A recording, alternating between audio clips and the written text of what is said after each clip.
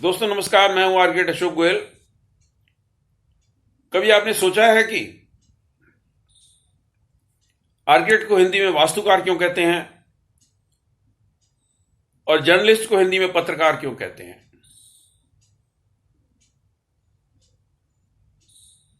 दोनों में कार क्यों लगा हुआ है? दोस्तों, कार शब्द आया है कारक से। कारक यानी कोई ऐसा व्यक्ति जो किसी कार्य को करने के लिए माध्यम बनता हो। वास्तु यानी रहने की जगह। जो व्यक्ति रहने की जगह बनाने के लिए कारक बनता हो वो बन गया वास्तुकार। अब आप सोचेंगे कि पत्रकार तो पत्र नहीं ले जाता, तो जर्नलिस्ट को हिंदी में पत्रकार क्यों बोलते हैं? पत्रकार जुड़ा हुआ है पत्र पत्रिकाओं से, जिसको हम अंग्रेजी में बोलते हैं मैगजीन्स एंड जर्नल्स। फिर यही सवाल उठता है कि अंग्रेजी का मैगजीन और जर्नल्स तो समझ में आता है, हिंदी का पत्र पत्रिकाएं क्या बना? पत्र को हम एक दूसरे नाम से जानते हैं, जिसको बोलते हैं चिट्ठी। यानी एक व्यक्ति की बातचीत या संवाद या उसका कथन हम दूसरे लोगों तक पहुंचा रहे हैं एक पत्र के माध्यम से, एक चिट्ठी के माध्यम से। तो पत्र पत्रिकाएं क्या कर रही हैं? पत्र पत्रिकाएं यही काम कर रही हैं। लोगों की कही हुई बात, लोगों की बताई हुई बात, लोगों की लिखी हुई बात प्रकाशित करके दूसरे लोगों तक पहुंचा रही है। पत्र पत्रिकाओं को क्षमा कीजिएगा, पत्र पत्रिकाओं को आप एक बहुत बड़ी चिट्ठी बोल सकते हैं, बहुत बड़ा चिट्ठियों का पुलिंदा बोल सकते हैं। तो पत्रकार कौन हुआ? पत्रकार वो व्यक्ति हुआ जो आपकी बात, लोगों की बात उन लोगों तक पहुंचाए जिन्होंने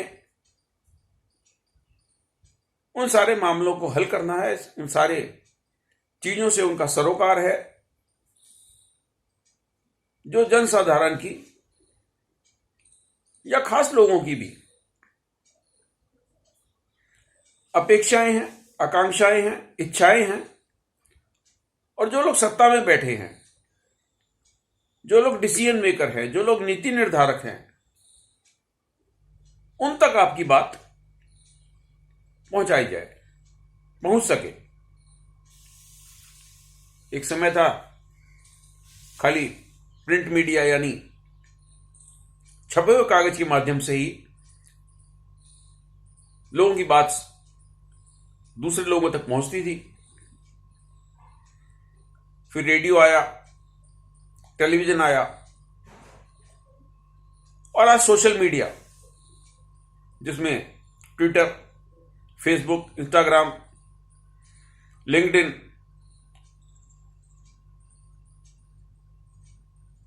इस तरीके के सभी माध्यम अपनी बात दूसरों तक पहुंचाने के लिए इस्तेमाल किए जाते हैं। मैं प्रिंट मीडिया से लंबे समय तक जुड़ा रहा हूं, लेखन से लंबे समय तक जुड़ा रहा हूं। आज 4 दशक से ज्यादा हो गए, 40 साल से ज्यादा हो गए लेखन से जुड़ा रहा हूं। विभिन्न पत्र पत्रिकाओं में लगातार लेख लिखता रहा हूं, अंग्रेजी में, हिंदी में, दोनों में। 1 मिलियन यानी 10 लाख से ज्यादा पाठकों ने पुस्तकें पसंद की हैं, जो उनका प्रेम है, उनका स्नेह है।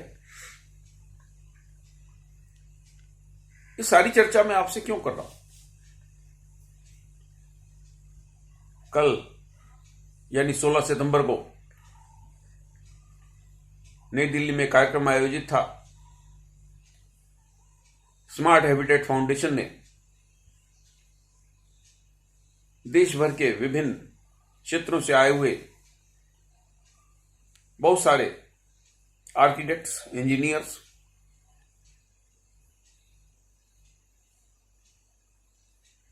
आर्किटेक्चर से जुड़े हुए पत्रकार, शिक्षा से जुड़े हुए आर्किटेक्ट और इंजीनियर, इंफ्रास्ट्रक्चर यानी मेट्रो, रेलवे, रोड ट्रांसपोर्ट,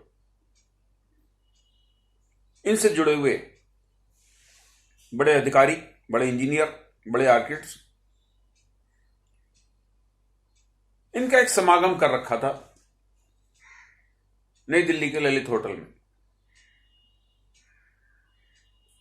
मेरे साथ चर्चा कर रहे थे आर्किटेक्ट पुनीत सेठी जी, हरियाणा चैप्टर के चेयरमैन हैं अभी ये, काउंसिल ऑफ आर्किटेक्चर में प्रतिनिधि हैं और काउंसिल ऑफ आर्किटेक्चर की सर्वशक्तिमान एग्जीक्यूटिव कमेटी के भी सदस्य हैं। विजय गर्ग जी मेरे साथ बैठे थे, बलबीर वर्मा जी मेरे साथ बैठे थे और बहुत सारे लोगों से तो मुलाकात हुई। आर्किटेक्चर प्लस डिजाइन के सुमित पॉल जी थे, स्मार्ट हैबिटेट फाउंडेशन के चरणजीत शाह ने तो पूरा कार्यक्रम ही आयोजित कर रखा था। युवा आर्किटेक्ट गुरप्रीत सिंह शाह जी से और बहुत सारे जामिया के भूतपूर्व आर्किटेक्चर डिपार्टमेंट के अध्यक्ष प्रोफेसर अख्तर साहब, आईएए के भूतपूर्व chairman Balbir Verma ji, council of architecture के भूतपूर्व अध्यक्ष विजय गर्ग जी। बहरहाल मैं आपसे बातचीत कर रहा था पत्रकार की, तो पुनीत सेठी जी ने मेरे को बताया कि मैं कहीं बैठा हुआ था और कोई सज्जन मोबाइल पे कोई वीडियो देख रहे थे और उसमें जो आवाज थी उन्हें लगा कि ये तो जानी पहचानी आवाज है। काउंसिल ऑफ आर्किटेक्चर के बड़े अधिकारी ये वीडियो देख रहे थे अपने मोबाइल पे। तो पुनीत सेठी जी ने कहा क्या देख रहे हो, और फिर उनको ध्यान आ गया आवाज अशोक गोयल की। काउंसिल के बड़े अधिकारी अशोक गोयल का एक वीडियो देख रहे थे और उन्होंने इन सज्जन को बताया कि मैं लगातार आर्किटेक्ट अशोक गोयल के वीडियोस देखता रहता हूं, बहुत सटीक बातें ये लोग उठाते हैं, बहुत सारी बातों का उन्होंने कहा हमारे पास जवाब नहीं होता, लेकिन मार्गदर्शन हमें इनके वीडियो से मिलता है। मैं ये आत्म प्रशंसा में ये बात नहीं कह रहा,